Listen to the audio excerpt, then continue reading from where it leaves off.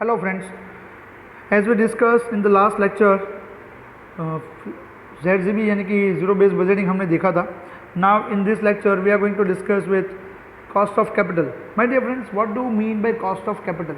यहाँ पे आप देखेंगे तो नाम के अंदर ही आपको बताया गया है कि भाई कॉस्ट लेकिन किसकी, ऑफ कैपिटल. मतलब कैपिटल जो आप यूटिलाइज करते हैं फर्म के अंदर, बिजनेस के अंदर, उसकी कॉस्ट आपके लिए कितनी होगी, it is be known as cost of capital. Basically हम आगे देखें तो कॉस्ट ऑफ कैपिटल के कितने वगैरह टाइप्स है वो भी हम इसके अंदर देखेंगे. हाउ इट वर्क्स, किस तरह से कॉस्ट ऑफ डेब्ट है, कॉस्ट ऑफ इक्विटी है, कॉस्ट ऑफ प्रेफरेंस है, ये सब वर्क करेगा. वो सारी चीज़ों को हम यहाँ पे देखने वाले हैं.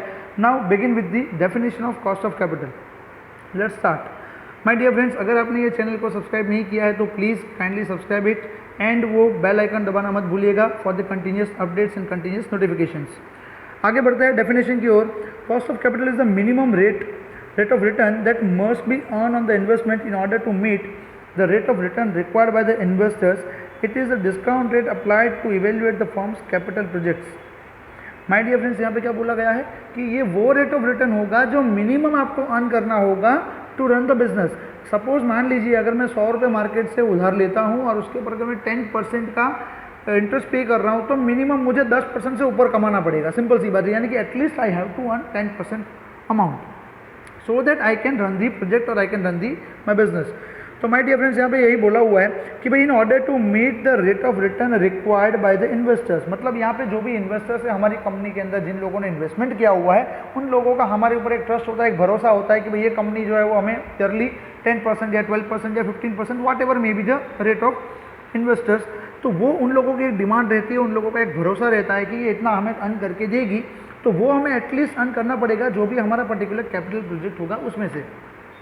तो देखते हैं माय डियर फ्रेंड्स, यहाँ पे according to the professor I M Pandey, cost of capital is the discount rate use in the evaluating the desirability of the investment project.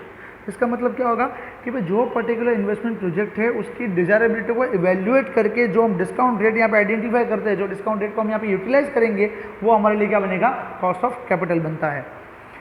The cost of capital is the minimum rate of return required for the investment project. The cost of capital is the minimum rate of return which will maintain the market value per share at the current level.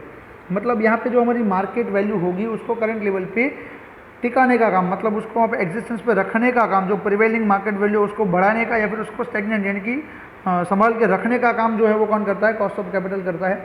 If the firm earns more than the cost of capital the market value per share is expected to be increase. My dear friend, simple सी बात है, अगर मैं 10% पे loan लेता हूँ 100 रुपये का, तो मेरा 10 रुपये का इंटरेस्ट जाता है. अब मैं अगर 10 रुपये से ज़्यादा अर्न करता हूँ तो मतलब मैं प्रॉफिटेबल हूँ. अगर मैं 10 रुपये से कम अर्न करता हूँ तो मतलब मैं, मेरी कंपनी जो है लॉस मेकिंग है. सिंपल सी बात है माय डियर फ्रेंड्स कि यहाँ पे क्या होगा कि जो प्रॉफिट मेकिंग कंपनी है, आपका प्रॉफिट कैसे बढ़ सकता है. माय डियर फ्रेंड्स, अगर आप ज़्यादा अर्न करते हो पर्टिकुलर एक्सपेक्टेशन से, यानी कि इन्वेस्टर्स की जो एक्सपेक्टेशन है, अगर मैं उससे ज़्यादा अर्न कर लेता हूँ, earns more then cost of capital, तो हमारी कंपनी जो है प्रॉफिटेबल कहलाएगी और ऑटोमेटिकली हमारी जो प्राइस है वो मार्केट वैल्यू जो भी है वो इंक्रीज हो सकती है. In other words, it is the rate that supplies of funds expect to get. It is determined by the cost of various sources of finance. It is also referred as the weighted average cost of capital or composite or combined cost of capital. My dear friends, यहाँ पे क्या बोला हुआ है कि sir मैं equity use कर रहा हूँ, सर मैं डेब्ट यूज़ कर रहा हूँ, मैं प्रेफरेंस शेयर यूज़ कर रहा हूँ, सर मैं लोन वगैरह भी यूज़ करता हूँ, तो ये सारा का सारा जो है इसको सारे के सारे सोर्सेज ऑफ फाइनेंस को मिला के मेरा कैपिटल एम्प्लॉयड बनता है. माय डियर फ्रेंड्स, हमें भी पता है कि कैपिटल एम्प्लॉयड के अंदर इक्विटी आएगा, प्रेफरेंस आएगा, डिबेंचर्स आएंगे, लोन्स वगैरह आएगा, लॉन्ग टर्म लोन्स वगैरह जो भी है वो आएगा. अब सबके रेट जो भी है वो अलग अलग होंगे.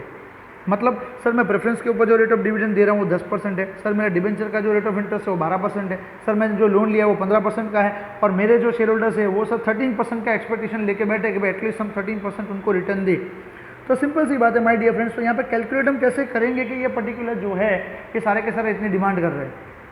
मतलब इन्वेस्टर्स जो भी है यानी कि शेयर होल्डर्स है उनकी एक्सपेक्टेशन इतनी है, और डेब्ट वगैरह जो भी होगा, लोन वगैरह होगा, उसमें तो हमें रेट ऑफ इंटरेस्ट डायरेक्टली दे ही दिया होगा, तो हमें उसको खाली सिंपली वेटेड एवरेज में कंबाइन करना होगा. वेटेड एवरेज का मतलब ये होगा कि हम उसको प्रोपोर्शनेटली उसका आइडेंटिफिकेशन करके उसका total weighted average cost of capital निकालेंगे कि भाई हमारा जो ओवरऑल है वो कितना कैपिटल एम्प्लॉयड के ऊपर कॉस्ट जा रहा है. नाउ देखते हैं importance of capital, cost of capital, why it is important. तो देखते हैं sir, it is the very much useful for capital budgeting decision. मतलब सर मैं कैपिटल बजटिंग की अगर बात करूँ तो उसमें कॉस्ट ऑफ कैपिटल जो है वो यूज़ होता है कैश फ्लो को डिस्काउंट करने के लिए। मतलब सर अगर मुझे कोई ऐसा बोले कि आज मैं आपको 100 रुपये देता हूँ और 1 साल के बाद मैं आपको 100 रुपये दूंगा, तो इसमें से किसकी वैल्यू हायर होगी? But obvious my dear friends, जो आज की डेट में 100 रुपये है उसकी वैल्यू ज़्यादा है। अब सिंपल सी बात है, कोई मुझे 1 साल के बाद 100 रुपये देने वाला है तो उसकी आज की डेट में वैल्यू कितनी होगी, अगर मुझे वो जानना है तो सर सिंपल सी बात है, अगर वो 100 रुपये मुझे आज मिल जाता तो मैं बैंक में इन्वेस्ट कर देता। बैंक में सपोज मान लो इंटरेस्ट रेट चल रहा है 10% का, तो हमारे लिए वो 10% जो है वो क्या हो जाएगा? Cost of capital. मतलब उसको मैं डिस्काउंटिंग करूंगा वो कैश फ्लो को 100 रुपये को, और मेरा जो प्रेजेंट वैल्यू आज की डेट में आएगा वो 90 रुपीज़ के समथिंग बराबर आएगा, 91 रुपीज़ के अराउंड। तो माय डियर फ्रेंड्स, जो 100 रुपये मुझे 1 साल के बाद मिलने वाला है उसकी वैल्यू मेरे लिए आज की डेट में 91 रुपीज़ है, और जो मुझे अभी मिलने वाला है उसकी वैल्यू 100 की 100 है। तो सिंपल सी बात है, इस तरह का डिसीजन जो भी हमें लेना है वो कॉस्ट ऑफ कैपिटल को आइडेंटिफाई करने के लिए कैपिटल बजटिंग के अंदर हमें ये कॉस्ट ऑफ कैपिटल यूजफुल रहता है। Cost of capital is use for the discounting cash flows under net present value method for investment proposals, so it is very useful in capital budgeting decisions. Number 2, capital structure decision. Capital structure का my dear friends कि sir मेरा कौन से level पे optimum होगा capital structure. इसका मतलब क्या होगा? मुझे कितना इक्विटी रखना है, कितना डेब्ट रखना है, कितना प्रेफरेंस शेयर रखना है, कितना लोन वगैरह रखना है, ताकि हमारा जो ओवरऑल कॉस्ट ऑफ कैपिटल है, यानी कि वेटेड एवरेज जो कॉस्ट ऑफ कैपिटल है वो हमारा क्या हो सके? एकदम रिड्यूस हो सके। सिंपल सी बात है माय डियर फ्रेंड्स, अगर मेरे जो शेयर होल्डर्स है वो 20% की डिमांड कर रहे हैं और मुझे मार्केट से डेब्ट जो मिल रहा है 15% में मिल रहा है, तो बेटर है कि मैं इक्विटी की जगह पे डेब्ट को ज़्यादा यूटिलाइज करता जाऊँ मेरे ऑप्टिमम कैपिटल स्ट्रक्चर के लिए, और मैं अपना ओवरऑल कॉस्ट ऑफ कैपिटल क्या कर सकता हूँ? रिड्यूस कर सकता हूँ। जितना आपका कॉस्ट ऑफ कैपिटल कम, उतना ही आपका ओवरऑल कॉस्ट ऑफ कैपिटल भी कम, और उतना ही आपका वैल्यू ऑफ फर्म ज़्यादा होगा माय डियर फ्रेंड्स। नेक्स्ट रहेगा आपका कैपिटल स्ट्रक्चर डिसीजन के अंदर बोला है optimal capital is the structure eight which the value of the firm is maximum and the cost of capital is the lowest, जो मैंने आपको ऑलरेडी बता दिया है। Cost of capital is crucial in designing optimal capital structure. यहाँ पे हमें जो ऑप्टिमम कैपिटल स्ट्रक्चर को डिज़ाइन करना है सर, ये बहुत ही डिफिकल्ट टास्क रहता है बहुत सारी फर्म्स के लिए। ये बहुत ही इंपॉर्टेंट भी होता है कि भाई अगर जितना 1% भी अगर आपका कम हो सकता है ओवरऑल कॉस्ट ऑफ कैपिटल, तो उसकी इम्पैक्ट आपकी डायरेक्टली आपकी वैल्यू ऑफ फर्म के ऊपर बढ़ती है, और वैल्यू ऑफ फर्म का बढ़ना मतलब आपके शेयर प्राइस का मार्केट में इंक्रीज होना, और आप इन्वेस्टर्स को यहाँ पे अट्रैक्ट कर सकते हो। थर्ड पॉइंट की ओर बढ़ते हैं, evaluation of the final performance. Cost of capital is use to evaluate the financial performance of top management. The actually profitability is compared with the actual cost of capital of funds. If profit is greater than the cost of capital, the performance may be said to be satisfactory। इसका मतलब क्या होगा कि sir अगर मेरा जो actual cost of capital जो भी है बराबर है, अगर उससे ज़्यादा मेरा प्रॉफिट है, तो मैं क्या बोल सकता हूँ? भाई मेरा जो परफॉर्मेंस है वो सेटिस्फैक्ट्री है, क्योंकि सिंपल सी बात है एक्चुअल में प्रॉफिटेबिलिटी के साथ ही हमारा कॉस्ट ऑफ कैपिटल जो कंपेयर किया जाएगा। अगर मेरा प्रॉफिट कॉस्ट ऑफ कैपिटल से ज़्यादा है, मतलब मैं ज़्यादा अर्न कर रहा हूँ, मतलब मेरा वैल्यू ऑफ फर्म अच्छा है, मेरा प्रॉफिटेबिलिटी लेवल भी, परफॉर्मेंस लेवल भी अच्छा रहेगा। सिंपल सी बात है। और वैसा वैसा अगर बात करें तो अगर मेरा कॉस्ट ऑफ कैपिटल ज़्यादा है और मेरा प्रॉफिट अगर कम है, तो but obvious my dear friends की हमारी जो फर्म है वो डीवैल्यूड हो रही है, मतलब मार्केट वैल्यू ऑफ फर्म हमारी डे बाई डे डिक्रीज हो रही है। अदर फाइनेंशियल डिसीजंस की अगर बात करें तो cost of capital is also useful in market such other financial decisions as dividend policy, capitalisation of profits, making of the right issue etcetera. Simple सी बात है कि हमें यहाँ पे अलग अलग डिसीजंस लेने हैं। डिविडेंड पॉलिसी कि भाई मुझे डिविडेंड देना चाहिए कि नहीं देना चाहिए। हमारा कैपिटलाइजेशन ऑफ प्रॉफिट, मतलब प्रॉफिट को हमें कैपिटलाइज करना चाहिए कि उसको डिस्ट्रीब्यूट करना है, यानी कैपिटलाइज करने का मतलब होगा उसको बोनस वगैरह में कन्वर्ट कर देना। और राइट इशू वगैरह हमें इशू करना चाहिए कि नहीं करना चाहिए, ताकि हमें पता चल सके भाई हमारा ओवरऑल कॉस्ट ऑफ कैपिटल जो है वो कितना होगा। सिंपल सी बात है माय डियर फ्रेंड्स कि भाई ये सारी मैनर्स में हमें कॉस्ट ऑफ कैपिटल बहुत ही यूजफुल रहता है। आगे बढ़ते हैं। कॉस्ट ऑफ कैपिटल की बात करें तो सर उसके कुछ टाइप्स हमें यहाँ पे दिए हुए हैं। एक रहेगा आपका कॉस्ट ऑफ डेब्ट, cost of preference share, cost of equity, cost of return earnings and weighted average cost of capital. मतलब ये जो भी हम चारों देखे इन चारों का कॉम्बिनेशन आएगा उसको हम बोलेंगे weighted average cost of capital. लेकिन अगर आपके सिलेबस की बात करें तो माय डियर फ्रेंड्स आपके सिलेबस में ये खाली 4 ही है, WSCC का अभी तक जिक्र हुआ नहीं है। देखते हैं कॉस्ट ऑफ डेब्ट, cost of preference share, cost of equity and cost of return earning. One by one start करते हैं my dear friends. Cost of डेब्ट सबसे पहला आएगा हमारा कॉस्ट ऑफ डेब्ट। सर कॉस्ट ऑफ डेब्ट का मतलब क्या होगा? सर डेब्ट का मतलब होगा नॉर्मली डिवेंचर्स को हम यहाँ पे कंसिडर करेंगे, क्योंकि वही हमारे लिए एक लॉन्ग टर्म का डेब्ट रहता है कि भाई लॉन्ग टर्म डेट के अंदर हम उसको कवर कर सकते हैं, या फिर लॉन्ग टर्म लोन्स वगैरह जो भी है उसको भी हम यहाँ पे कवर कर सकते हैं। देखते हैं डेप्ट में भी परपेचुअल और रिडीमेबल डेप्ट। सिंपल सी बात है माय डियर फ्रेंड्स, यहाँ पे जो भी मेरे पास डिबेंचर्स होंगे वो परपेचुअल होंगे या फिर रिडीमेबल होंगे। परपेचुअल का मतलब क्या होगा? इरिडीमेबल, मतलब जिसका पैसा आपको वापस नहीं करना है, जब तक कंपनी चालू है तब तक आप उसका पैसा वापस नहीं करोगे। बट नाउअडेज अगर हम बात करें तो कंपनी यहाँ पे मैक्सिमम पीरियड ऑफ 20 ईयर्स के लिए इशू कर सकती है डेप्ट को। After 20 years they have to compulsory redeem the money of debenture holders as per the companies act 2013। It may be issued at par, premium और डिस्काउंट। आप जैसे चाहो वैसा उसको इशू कर सकते हो। डिबेंचर्स को पार पे इशू कर सकते हो, डिस्काउंट पे भी कर सकते हो या फिर प्रीमियम पे भी कर सकते हो। नाउ माय डियर फ्रेंड्स, देखते हैं आगे इरिडीमेबल डेप्ट का कैलकुलेशन किस तरह से होगा। अब हम सिंपल सी बात है, सर मैं यहाँ पे डेप्ट के ऊपर इंटरेस्ट पे कर रहा हूँ। यस आप कर रहे हो, तो इंटरेस्ट पे करने की वजह से आपको यहाँ पे टैक्सेशन का बेनिफिट मिलेगा। यस, क्योंकि इंटरेस्ट को जैसे ही मैं P&L में डेबिट साइड पे शो करता हूँ तो उसके ऊपर मुझे टैक्स का बेनिफिट मिल जाता है, क्योंकि उससे मेरा प्रॉफिट कम हो जाता है और प्रॉफिट कम होगा तो उतना मुझे टैक्स भी कम पे करना है। तो सिंपल सी बात है, ओवरऑल जो कॉस्ट ऑफ कैपिटल की जब भी हम बात करते हैं, कॉस्ट ऑफ डेप्ट की अगर बात करते हैं तो उसके अंदर इंटरेस्ट के ऊपर मुझे जो टैक्स का बेनिफिट मिल रहा है वो मुझे यहाँ पे डिडक्ट करना रहेगा।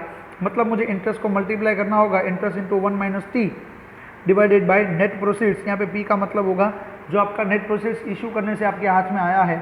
एग्जाम्पल अगर ले, सपोज मान लीजिए अगर मैं 100 रुपये का डिबेंचर है और मैं 10% डिस्काउंट के साथ उसको इशू करता हूँ तो मेरा 90 रुपीज़ मेरे हाथ में आता है। तो यहाँ पर पी की वैल्यू मैं कितना लूँगा? 90 रुपीज़ लूँगा, क्योंकि यहाँ पे मैं जो इंटरेस्ट पे कर रहा हूँ, जो भी मेरी इंटरेस्ट की कॉस्ट आ रही है उसके अगेंस्ट मुझे खाली 90 रुपीज़ ही यूज़ करने को मिल रहा है। तो माय डियर फ्रेंड्स, यहाँ पे हम 90 रुपीज़ को ही नेट प्रोसीड्स कंसिडर करेंगे। यहाँ पे मैंने बाइफर्केशन भी दिया हुआ है। आई का मतलब होगा इंटरेस्ट पेमेंट, पी का मतलब होगा नेट प्रोसीड्स, यानी कि जो डिबेंचर या बॉन्ड वगैरह है उसको इशू करने से हमारे पास पैसा आया वो। टी का मतलब होगा tax rate. Cost of redeemable डेप्ट। अब यहाँ पे माय डियर फ्रेंड्स देखते हैं रिडीमेबल डेप्ट का कॉस्ट कैसे आएगा। सर रिडीमेबल का मतलब ये होगा कि मुझे पर्टिकुलर टाइम पीरियड के बाद उनका पैसा वापस करना है। यस, आपको वो पैसा वापस करना रहेगा। तो देखते हैं यहाँ पे किस तरह से वापस करोगे और उसकी कॉस्ट क्या होगी। तो सर इसके अंदर अगर मुझे कॉस्ट ऑफ डेट निकालना है तो sir I into 1 minus T. Sir interest का खर्चा तो आपका लगने ही वाला है, वो कंफर्म है। ओके, तो आई इंटू 1 माइनस टी मैं डायरेक्टली यहाँ पे कर दूंगा, प्लस और कौन सा खर्चा होगा? सर अगर मैं 100 रुपये में इशू करता हूँ और मैं 110 रुपये वापस करने वाला हूँ, मतलब रिडम्पशन वैल्यू, मतलब जो मैं वापस करूँगा वो वैल्यू 110 रुपये आती है, और नेट प्रोसीड्स का मतलब होगा मेरे हाथ में 100 रुपये आते हैं, और डिवाइड बाई एन, मतलब मैंने कितने टाइम पीरियड के लिए ये इशू किया था। सपोज मान लीजिए 10 साल के लिए आपने इशू किया था, तो 110 रुपये माइनस 100 रुपये डिवाइड बाई 10, मतलब 1 रुपया आपका खर्चा और बढ़ रहा है पर एनम की अगर बात करें तो, क्योंकि यहाँ पे आप ज़्यादा पेमेंट करने वाले हो रिडम्पशन के टाइम पे। ओके, डिवाइडेड बाय यहाँ पे जो टोटल आपने फंड यूटिलाइज किया है वो। सर फंड तो मैंने जो भी नेट प्रोसेस रिसीव हुआ था उतना ही मैंने यूटिलाइज किया है। Yes my dear friends, but आप यहाँ पे रिडम्पशन के टाइम पे 10 रुपये ज़्यादा पे करने वाले हो, तो ऑन एन एवरेज आपने कितना पैसा यूज़ किया है? तो RV plus NP divide by 2 के बराबर हमने पैसा यूज़ किया है, मतलब 110 रुपये प्लस 100 रुपये डिवाइड बाई 2 अगर करें तो 105 रुपीज़ हमने ऑन एन एवरेज यूटिलाइज किया हुआ है, ऐसा हम बोल सकते हैं। यहाँ पे नीचे हमने वही, आई का मतलब होगा एनुअल इंटरेस्ट चार्ज जो भी है, टी का मतलब टैक्स रेट, एन का मतलब होगा नंबर ऑफ ईयर्स, यानी कि कितने साल के लिए आपने डेप्ट या बॉन्ड वगैरह इशू किया हुआ है। RV का मतलब होगा रिडम्पशन वैल्यू, मतलब at the time of maturity आप कितना पैसा वापस करने वाले हो वो वैल्यू आएगा। और नेट प्रोसीड्स का मतलब होगा आपके हाथ में कितना पैसा आया था। तो सर मैंने 100 रुपये का शेयर डिवेंचर इशू किया था, उसमें 2 रुपये मेरा एक्सपेंस लगा था, तो मेरे हाथ में आएगा 98 रुपीज़ ओनली। तो मैं यहाँ पे NP की जगह पे 98 रुपीज़ लूँगा अगर एक्सपेंसेस मुझे दिए हैं तो, अदरवाइज मैं 100 रुपये कंसिडर कर सकता हूँ। My dear friends, I hope so कि आपको ये समझ में आया होगा। कॉस्ट ऑफ इरिडीमेबल डेप्ट का फॉर्मूला ये रहेगा, सिंपल सी बात है, I into 1 minus T divide by NP करना है नेट प्रोसीड्स, और कॉस्ट ऑफ रिडीमेबल डेप्ट की अगर बात करें तो I into 1 minus T plus RV minus NP divide by n whole divided by RV plus NP divide by 2। ये हमें लर्न करना रहेगा, नथिंग एल्स। एग्जाम्पल देखते हैं छोटा सा ताकि आपको समझ में आए। Company issue 10% debentures of ₹100 each at a premium of 10%। Company ने यहाँ पे क्या किया है? 10% डिबेंचर्स, मतलब यहाँ पे रेट ऑफ इंटरेस्ट रहेगा उनका 10% ऑफ ₹100 ईच, 100 रुपये का एक है, एट अ प्रीमियम ऑफ 10%, मतलब 100 रुपये का डिबेंचर आपने 10% प्रीमियम के साथ इशू करा है, मतलब 110 में इशू किया है, मतलब आपके हाथ में पैसा आएगा 110। On 1/4/2018 to be mature on 1/4/2023, हमने 1/4/2018 को ये इशू करा है, टू बी मैच्योर ऑन 1/4/2023, मतलब 5 साल के बाद वो मैच्योर होने वाला है। The debentures will redeem on maturity, debentures कब रिडीम होने वाले हैं? मैच्योरिटी पे आप उसको रिडीम करने वाले हो। देखते हैं माय डियर फ्रेंड्स, तो रिडीम्पशन हमें यहाँ पे करना है, ये कंफर्म है। Compute the cost of debenture assuming 35% tax rate. हमारा टैक्स रेट कितना होगा? 35% होगा। देख लेते हैं कौन सी फॉर्मूला यूज़ होगी। सर हमें रिडीम करना है, यस करना है, तो रिडम्पशन वाली हमारी फॉर्मूला यूज़ होगी, ये वाली। सिंपल सी बात है, सबसे पहले मैं यहाँ पे फॉर्मूला पुट डाउन कर देता हूँ। कॉस्ट ऑफ डिवेंचर रहेगा हमारा I into 1 minus T plus R V minus N P divide by N divide by R V plus N P divide by 2। अब माय डियर फ्रेंड्स मुझे क्या करना है? सर जो भी यहाँ पे वैल्यूज़ मुझे चाहिए वो सबको मैं 1 बाई 1 आइडेंटिफाई कर रहा हूँ। आई का मतलब होगा इंटरेस्ट। इंटरेस्ट कितना होगा? अगर 100 रुपये का डिवेंचर है और 10% आप इंटरेस्ट पे कर रहे हो तो आपका ईयरली इंटरेस्ट कितना होगा? सिंपल सी बात है, 10 रुपये होगा, तो मुझे 10 रुपये लेना है। सर अगर मैं 100 रुपये का डिवेंचर 10% प्रीमियम के साथ इशू कर रहा हूँ तो मेरे पास एनपी कितना आने वाला है? 110 रुपये, तो वो भी मेरे पास आ चुका है, ये रहा। सर मैं वापस कितना करने वाला हूँ? सर रिडम्पशन का कुछ बोला है, सर रिडीम ऑन मैच्योरिटी इतना ही बोला है, लेकिन कौन सी वैल्यू पे आप रिडीम करोगे ये बोला है, नहीं बोला है। मतलब आप पार पे रिडीम करने वाले हो, मतलब आपको 100 रुपये ही वापस करना है। ओके फाइन, हम 100 रुपये वापस कर देंगे। सर टाइम पीरियड कितना है? 5 साल का है, वेरी गुड। और टी कितना दिया है? टैक्स रेट 35% दिया हुआ है।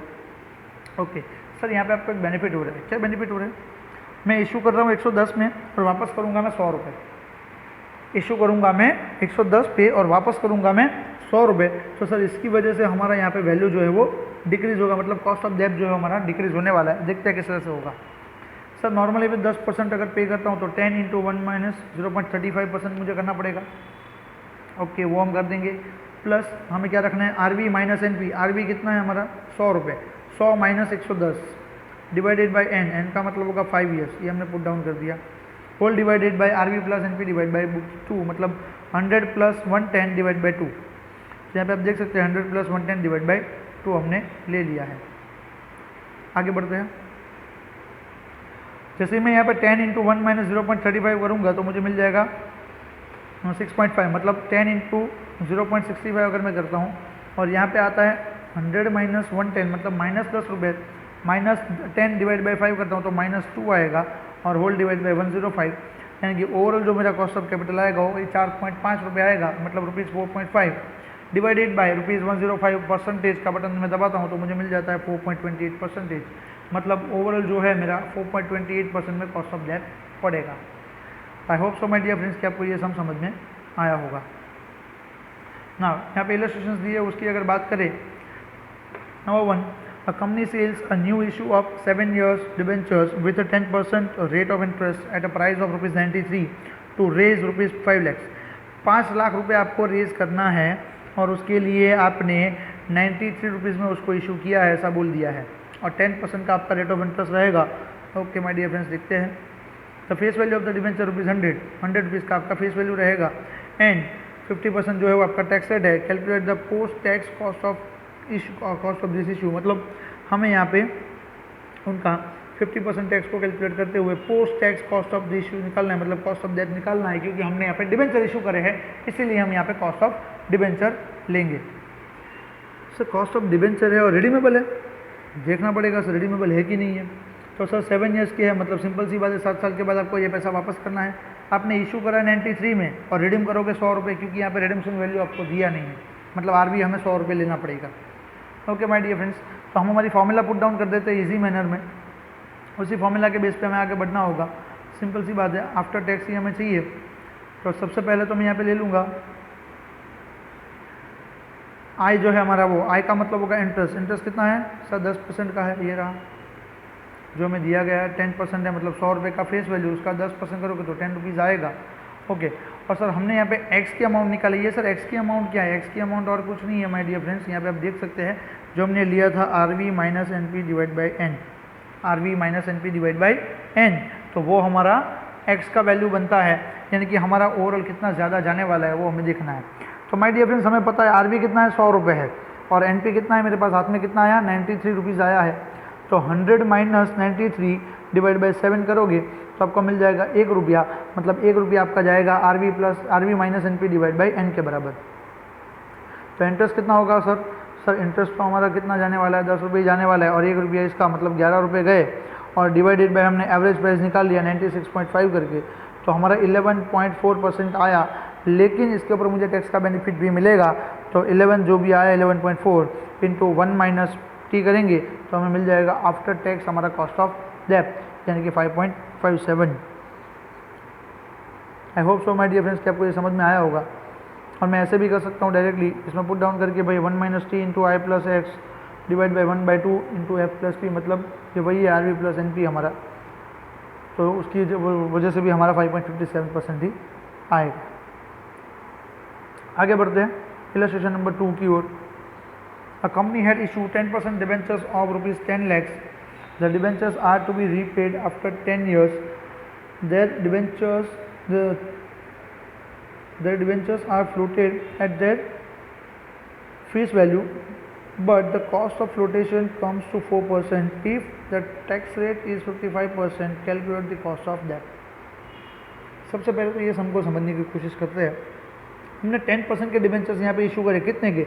10 लाख रुपए के। ओके और सर डिबेंचर्स जो भी हो paid repaid after 10 years. Okay this debentures are floated at the face value but the cost of flotation comes to 4%। हमने यहाँ पे उसको फेस वैल्यू पे इशू करा होगा और 4% उसमें क्या लगा है, हमारा कॉस्ट ऑफ फ्लोटेशन लग चुका है। टैक्स रेट हमारा 55% है। माय डियर फ्रेंड्स, तो हमें क्या करना होगा? सर हमें यहाँ पे 10 लाख लेके करना है? नहीं, कुछ नहीं करना है। डिबेंचर्स की फेस वैल्यू दी है 100 रुपये नॉर्मली होती है, दी है नहीं दी है तो हमें 100 रुपये ही उसको लेना होगा। तो मान लेते हैं कि भाई हमारा जो वैल्यू है फेस वैल्यू कितना है, 100 रुपये का है, और जो हमारा इंटरेस्ट होगा वो कितना होगा, 10% के बराबर, 10% है मतलब 10 रुपये के बराबर होगा। तो ये सारी चीज़ें हमारे पास ऑलरेडी आ चुकी है। इंटरेस्ट है 10 रुपये का, फेस वैल्यू 100 रुपये की है। नेट प्रोसीड्स मतलब मेरे हाथ में पैसा कितना आएगा सर, तो 96 रुपीज़ ही आएगा, क्योंकि हमें यहाँ पे बोला गया है 4% आपका फ्लोटेशन कॉस्ट बनेगा। तो 4 रुपये माइनस करने के बाद मेरे हाथ में पैसा आएगा 96। ओके अब सारी की सारी वैल्यूज़ मेरे पास है। आई इंटरेस्ट भी है, टैक्स रेट हमें दिया है 55% यानी कि 0.55 होगा। रिडम्पशन वैल्यू मेरा आएगा 100 रुपये, नेट प्रोसीड्स मेरा आएगा 96 और डिवाइड बाई एन जो करते हैं वो एन की जगह पे हमें लेंगे 10 साल का, हमें यहाँ पे बोला हुआ है रेडी पीरियड आफ्टर 10 ईयर्स, मतलब 10 साल का हमारा एन का टाइम पीरियड रहेगा। तो माय डियर फ्रेंड्स मैं ऐसा ही यहाँ पे पुट डाउन कर सकता हूँ 1 माइनस टी जो है यानी कि 1 माइनस 0.55 इंटरेस्ट रेट रहेगा मेरा 10% का यानी कि 10 रुपये, और एक्स की जो अमाउंट आएगी वो कितनी आएगी, एक्स की अमाउंट हमने यहाँ पे ऊपर ढूंढी है। तो redemption value minus net proceeds divide by N, तो यहाँ पे 100 माइनस 96 डिवाइड बाई 10 करता हूँ तो मुझे 0.4 मिल जाएगा। तो हमने यहाँ पे पुट डाउन कर दिया है 0.4, तो 10 प्लस 0.4 मतलब 10.4 इंटू 0.45, इसका मतलब होगा 4.68, और डिवाइड बाई हमने एवरेज ले लिया 100 प्लस 96 डिवाइड बाई 2 का, यानी कि R V plus N P divide by 2, तो वो आएगा हमारा 98। तो इस तरह से हमें 4.78% हमारा कॉस्ट ऑफ डेब्ट मिल सकता है। I hope so my dear friends कि आपको ये समझ में आया होगा। ओके परपेचुअल डेब्ट की अगर बात करें, ये ऑलरेडी फॉर्मूला हम आगे डिस्कस कर चुके हैं कि 1 minus T divide by N P I into 1 minus T divide by N P, यानी कि नेट प्रोसीड्स से हम डिवाइड करेंगे तो हमें डायरेक्टली मिल जाएगा। तो सिंपल सी बात है, उसका एक सम देख लेते हैं ताकि आपको ये पॉइंट क्लियर हो जाए। Company had issue 10% perpetual debentures of ₹100 each to raise ₹5 lakhs। Sir 100 रुपये का डिबेंचर है, कितने परसेंट का है, 10% का है। सिंपल सी बात है, इंटरेस्ट रेट है 10% यानी कि 10 रुपये होगा। फेस वैल्यू हमारा 100 रुपये का है। The tax rate is 50%। Calculate the cost of debenture under the following circumstances. हमें यहाँ पे अलग अलग सर्कमस्टेंसेस दे दी है और हमें यहाँ पे कॉस्ट ऑफ डेब्ट निकालना होगा। देखते हैं। सबसे पहला, if they are issued at par. At par का मतलब होगा मैंने 100 रुपये का डिबेंचर 100 रुपये में इशू किया तो मेरे हाथ में पैसा कितना आया सर, 100 रुपये। नेट प्रोसीड्स कितना आया, 100 रुपये। तो सिंपल सी बात है, मेरे पास नेट प्रोसीड आ गया 100 रुपये। तो सिंपल सी बात है, मैं उसमें पुट डाउन कर सकता हूँ। इंटरेस्ट है मेरा 10 रुपये का, 10 इंटू 1 माइनस टी मतलब 1 माइनस 0.5, यानी कि हम ले सकते हैं उसको। टैक्स रेट यहाँ पे हमें कितना दिया है, 50% ही दिया है ना, हाँ तो 0.5 ही लेना है। और यहाँ पे सम के अंदर उन्होंने गलती की है, यहाँ पे टी इज इक्वल टू 0.55 लिया है, तो हम यहाँ पे क्वेश्चन में 0.55 कर देते हैं, यानी कि 55% ले लेंगे ताकि कोई प्रॉब्लम ना रहे। यहाँ पे एक्चुअली प्रिंटिंग मिस्टेक है, देखते हैं। तो I into 1 minus T divide by N P. I कितना है, 10 रुपये का है, वो मुझे पता है। 1 माइनस टी का मतलब होगा सर 1 माइनस 0.55 मतलब कितना होगा 0.45। सर 10 इंटू 0.45 ये तो कन्फर्म ही रहने वाला है। 10 इंटू 0.45 हर एक केस में आपका कन्फर्म रहेगा। चेंज क्या होगा, चेंज खाली एंड खाली आपका एनपी होगा। अगर आपने इशू पार पे किया है तो यहाँ पे बोला गया इशू डेट पार मतलब 100 रुपये का 100 रुपये रहेगा, इसलिए मैं यहाँ पे ले सकता हूँ 0.45 जो है डिवाइडेड बाई 100 यानी कि 4.5% हमारा रहेगा। अगर मैं इशू करता हूँ एट प्रीमियम ऑफ 8%, मतलब क्या होगा, मेरे हाथ में जो पैसा आएगा वो 108 रुपये होगा। तो माय डियर फ्रेंड्स हमें कुछ नहीं करना है, यहाँ पे जो है 1 माइनस 0.55 करके इंटू 10 करते थे तो हमें मिल जाता था यहाँ पे हमारा जो 0.45 आता था, 0.45 इंटू 10, ओके, और डिवाइडेड बाय हमें लेना पड़ेगा यहाँ पे 108। 10 इंटू 0.45 डिवाइड बाई 108 करेंगे तो भी हमारा आंसर मिल जाएगा 4.17%। सर अगर मैं उसको डिस्काउंट पे इशू कर रहा हूँ, डिस्काउंट पे इशू कर रहा हूँ मतलब क्या होगा सर, कम पैसा आएगा, कितना आएगा 100 माइनस 8%, 92 रुपीज़ ओनली। कोई बात नहीं है my dear friends, 10 into 1 minus 0.55 इतना तो हमारा रहेगा ही, डिवाइड बाई 92 कर देना है, सिंपल सी बात है। इस चीज़ को हम सिंप्लीफाई करेंगे तो हमारे हाथ में आ जाएगा अमाउंट 4.89%, 4.89%। तो my dear friends I hope so कि आपको ये समझ में आया होगा, इरिडीमेबल डेप्थ है या फिर रिडीमेबल डेप्थ है तो किस तरह से उसका कॉस्ट ऑफ डेप्थ निकाला जाता है, ये हमने आज सीखा है। Thank you, thanks for watching. और अगर आपने चैनल को सब्सक्राइब नहीं किया है तो सब्सक्राइब ज़रूर करें, शेयर करें, लाइक करें और बेल आइकन के ऊपर ज़रूर प्रेस करें ताकि आप कंटिन्यूस अपडेट्स और नोटिफिकेशन को पाते रहें। Thank you, thanks for watching.